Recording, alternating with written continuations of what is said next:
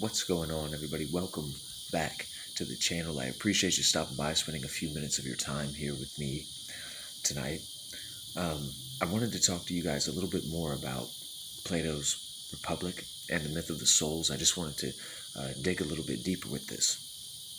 So, what you need to understand about the Republic, about what is written in the Republic, is that Socrates and his friends are attempting to understand or identify what justice is and what injustice is. And Socrates has this brilliant idea that to figure out what justice is and what injustice is and how it arises within the individual, we can take sort of a bigger picture look at a city, right? And if we can look at the city, we can treat the city like a magnified view of the individual, right? Because the city and its ways are created by individuals, but it might be easier to identify the source of justice and injustice within the city rather than within the individual. So Socrates is creating a hypothetical, perfect, ideal city, and then explaining how things would be run in this perfect place. All right. So that's pretty important to know when you're reading this or when you're hearing someone talk about the Republic. Now, another important thing to know is that kind of this myth doesn't really work for our world. All right. So what I mean is that people don't really recognize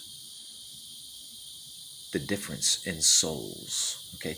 We, as a society, as a culture, sort of believe in the equality of souls, and Socrates is making a distinction between the types of souls, iron, silver, and gold. And these are sort of like class divisions based on the differences and similarities of the human soul. But today we don't have class distinctions like that. We don't really recognize the human soul, all right? Instead, we can only sort of divide things up as like rich, poor, or middle class. But this is not what Socrates means when he says iron, silver, or gold. Okay, so that's a very important thing to be aware of. So these types of soul classifications, iron does not mean poor, silver does not mean middle class, gold does not mean rich or wealthy, all right? That's not really what that means. The type of soul to Socrates sort of determines the type of role that you will have in society, the type of work you will do in society. You see what I'm saying? Now, Socrates sort of breaks this down and says that if you were, let's say, born with an iron soul, then most likely you will find another iron soul to sort of partner up with, to procreate with. And 9 times out of 10, but really more like 9.98 times out of 10, 2 iron parents will beget an iron child, right? You are most likely going to reproduce after your own image. And this is true for every class. So irons are most likely to give rise to more iron souls. Silvers will produce silvers. Golds will produce golds. And Socrates says on rare occasions, it's possible for 2 iron parents to produce a silver child. On very, very, very rare occasions, it's possible for 2 iron parents to produce even a gold soul individual. Probably the rarest mutation would be 2 gold parents producing an iron child. That probably just isn't going to happen, or it only happens so seldomly that it might as well not happen at all, right? So that's sort of what I wanted to talk to you about. What if you were born to 2 iron-souled parents, but truly you have a soul of silver or a soul of even gold, maybe? Then what are you to do? Because according to sort of the logic here, it would be harder for you to climb up the ladder than it would be for you to slip and fall off, right? So if you were born into the iron class, but you have a silver soul, it may be very hard for you to sort of access the world of the silver soul, right? If you were born to two iron parents with a gold soul, it might be that much harder for you to access that world that the gold souls occupy, or that role that they occupy in the world, in society, or something like this. Do you understand what I'm saying? And so I wanted to talk to you a little bit about that idea, right? So this is sort of how I imagine this, all right? So let's say you're born to two iron-souled parents, but you yourself have a soul of gold. What will happen is you will be born with this soul of gold, and over time, sort of like an iron deposit, a layer of iron will cover that soul of gold until you forget that it even exists, okay? And what I'm trying to say is that iron class people have the programming of iron class people, right? Iron class people are supposed to believe that they're exactly where they should be, that they have an iron soul, and that to have an iron soul is good. Why is it good? Because God put it there. And this is sort of to instill a sense of justice in them, for them to know that what they're doing is what is asked of them. This is their duty that they're doing.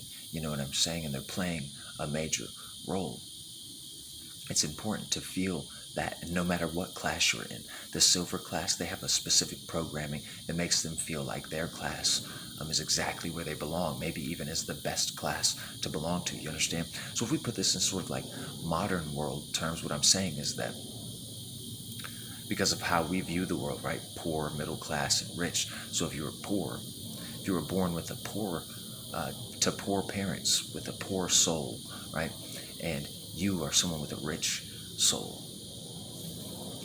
Poor people have poor people beliefs, all right? And these are beliefs that help people deal with where they're at, right? Because Socrates says if you're born with an iron soul, you're going to die with an iron soul. You're going to die within that class.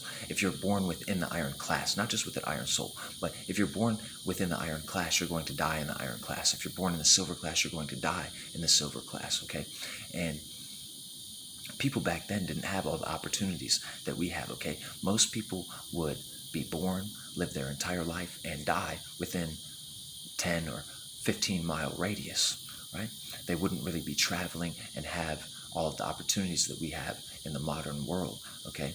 And according to Socrates' Republic, the blueprint of that, we have it all ass backwards, so this doesn't really work for our present day. But so anyway, your poor parents will teach you everything that they know about being poor. The only thing that they know is poor people programming. So that's the only thing that they can teach you. And all of these beliefs that they instill in you, this is that tarnish of iron that will cover your gold soul until you forget that it's even there. You follow what I'm saying, right? And so you'll have to find a way to chip away at that buildup. And for me, a way that I found, because we have the model so backwards, it's totally possible that we have sort of like the iron soul equivalent running things, and like things are backwards. So like, you know, in Socrates' ideal world, people are programmed. So golds always breed with golds, silvers breed with silvers. But in our world, everybody mingles with everybody. So there's no telling what type of soul that you have. We probably have new ones like sapphires and rubies and crystals and all sorts of different kinds of souls nowadays from all of the different mixing of people, right? So for me, it was philosophy. When I read things like, when I read this is the, I know you can't see it, but this is the Harvard Classics. It has 5 books in it, 3 from Plato, then the Golden Sayings of Epictetus, and then the Meditations of Marcus Aurelius. When I read certain philosophies, right?